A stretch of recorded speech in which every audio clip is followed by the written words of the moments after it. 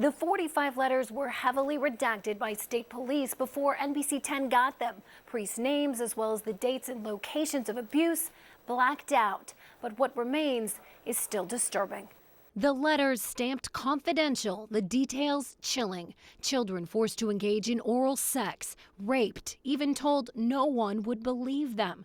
The documents sent to Rhode Island State Police by the Diocese of Providence between 2003 and 2013, reporting allegations against priests that appear to date back decades. I think that if there's ever been a child who's assaulted, then there is an obligation to let it be investigated fairly. Even if it's been decades? I think so. I mean, if it hasn't ever been investigated before, and if the person who is the perpetrator is still out there, I think everybody benefits from an investigation. Deputy Attorney General Jerry Coyne has worked on priest abuse cases in Rhode Island for more than a decade. He says the diocese began sending letters to state police after Attorney General Sheldon Whitehouse, now one of Rhode Island's senators, expressed concerns back in 2000. Whitehouse asked the diocese to report any allegations of sexual abuse to law enforcement.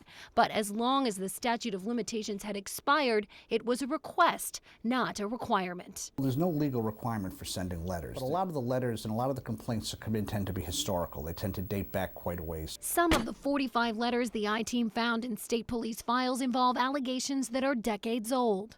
The documents heavily redacted by state police. What remains in the 88 pages are victims' stories. This 2005 letter from a woman who reports that for years she was molested and raped by a priest visiting Rhode Island from overseas. He placed himself on top of me, opened up his pants, and exposed himself. When he was done, he told me to go home. He further stated that nobody would believe me. This one from 2006 from a victim who reports she was abused at a Catholic school. The priest had Hustler magazine laid out and would act out with the girls various poses depicted in the magazine.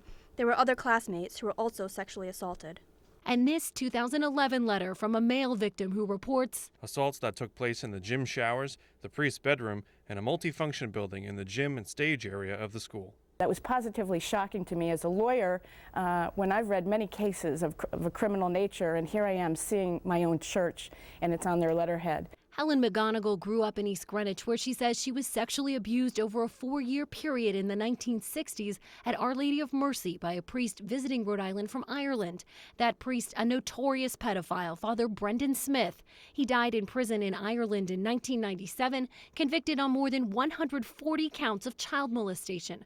McGonigal says she reported her abuse to the church in 2006, but when she read the letters uncovered by NBC 10, she found no record of her case being reported to state police. If they're doing it selectively, then that's not right. That's absolutely not right. They have to do it in all cases. Bishop Thomas Tobin declined to sit down with the I-Team for an on-camera interview, but in a written statement late Monday, the diocese says, quote, the diocese reports every allegation of sexual abuse of minors to the Rhode Island State Police or other local law enforcement agencies, and quote, there are no priests currently in ministry of any sort in the Diocese of Providence who have had credible allegations of sexual abuse of minors lodged against them. Coyne says Rhode Island needs a better way to track allegations, even if decades have passed and the statute of limitations has expired. Whether it's the state police or some other place, there needs to be a central repository. Which we don't have now.